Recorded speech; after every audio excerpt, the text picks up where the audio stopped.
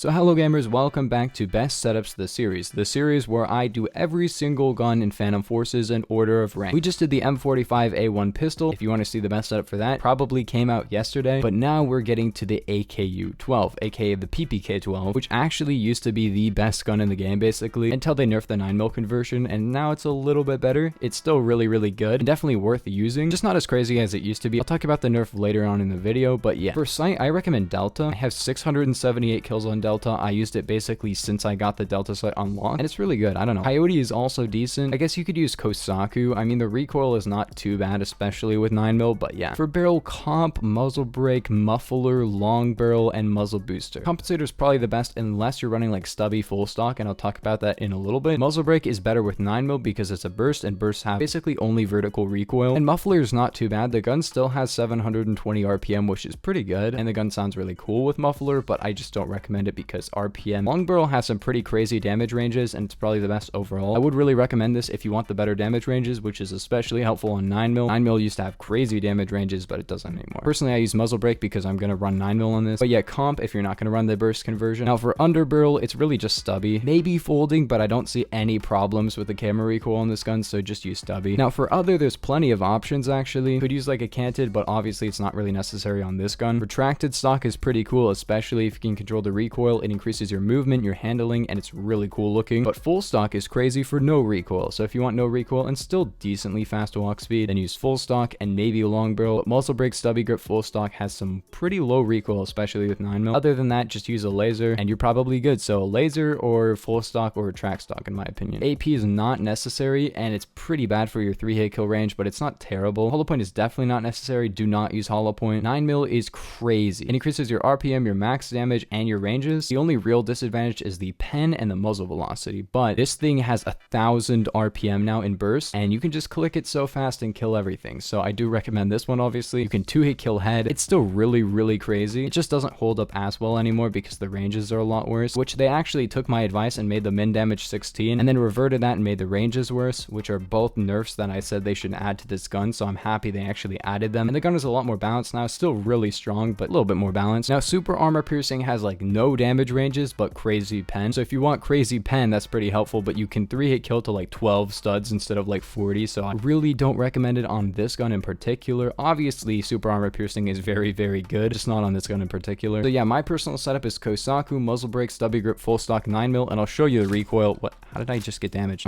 This is the recoil. It's just non-existent. It just, look at that. And yes, this is a burst, but the burst is not hard to get down. If you can't get the burst down, then just use like the default conversion, I guess. But yeah, I don't really have any trouble with it. It's not that difficult to use, and like, look at this, man. Especially with Kosaku now in the game. I haven't used this gun since Kosaku came out, so I just stopped using it long before it even got nerfed. The reason 9mm used to be crazy is because with long barrel, it had like a 240 stud or like 300 stud min damage range, and even if you can't get it down, you can still one burst to the body and easily one burst to the head because it 2-shots head and has a 3-round burst. So yeah, this gun is just insane. Oh, it's not as crazy in LRC, but it's still just as good in CQC. But even in LRC, it still has no recoil, so I don't know, man. It's still really good. Definitely still a direct upgrade to the default gun, which is this. I mean, the recoil is not too bad, but this one has worse recoil, worse RPM. It also doesn't 3-hit kill as far or 2-hit kill head. So yeah, I don't really recommend you use the default gun. The default gun is decent though. It's kind of just like a little bit better M4A1. Overall, it's still like very accurate, especially with the setup.